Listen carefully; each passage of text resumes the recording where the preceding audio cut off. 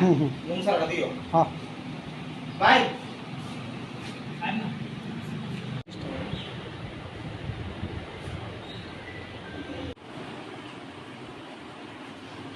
আপনারা বেশ কিছু হারিয়ে যাওয়া মোবাইল উদ্ধার করতে সক্ষম হয়েছেন, কি প্রতিক্রিয়া থাকবে এই ঘটনাটায়?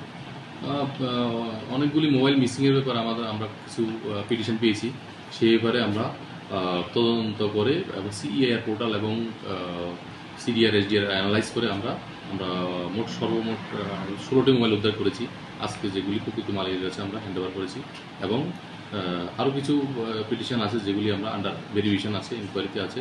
হয়তো বা কিছুদিনের মধ্যে আমরা আরও কিছু মোবাইল উদ্ধার করতে পারবো। মোবাইলগুলো কি শুধু আপনার থানা এলাকা থেকে উদ্ধার হয়েছে না অন্য এলাকা থেকে উদ্ধার হয়েছে? না, মোবাইলগুলি চুরি হয়েছে, হারানো গেছে আমাদের থানা এলাকা থেকে, কিন্তু বিভিন্ন শহরের বিভিন্ন জায়গা থেকে আমরা এগুলো উদ্ধার করেছি। এই মোবাইলগুলোর সঙ্গে কি কোনো চুরি সম্পর্কিত অভিযোগ রয়েছিল আপনাদের কাছে? চুরির সম্পর্কিত অভিযোগ নেই, আর এক দুটা ছিল যেগুলি আমরা ডিটেন করার পরে, চোরকে ডিটেন করার পরে ওরা হয়তো যে অ্যাকচুয়াল যে চোর ও নিজে ইউজ না করে এগুলি অন্য থার্ড পার্টির কাছে, অপরিচিত লোকের কাছে বিক্রি করে দিয়েছে, যেগুলি পরে আমরা ভেরিফাই করছি, এখন ইনকোয়ারি চলছে। যারা সেকেন্ড হ্যান্ড মোবাইল কিনে থাকেন বা অনেক জায়গাতে মোবাইল হারিয়ে যায়, তাদের কি করণীয়? পুলিশের তরফ থেকে কি বার্তা থাকবে? আমাদের কাছেও কথা থাকবে, যার মোবাইল মিসিংয়ের সঙ্গে সঙ্গে যদি থানাতে রিপোর্ট করা হয়, তাহলে আমরা সঙ্গে সঙ্গে এটা সিইআইআর পোর্টালের মাধ্যমে আমরা এটাকে লক করে দিতে পারবো মোবাইল।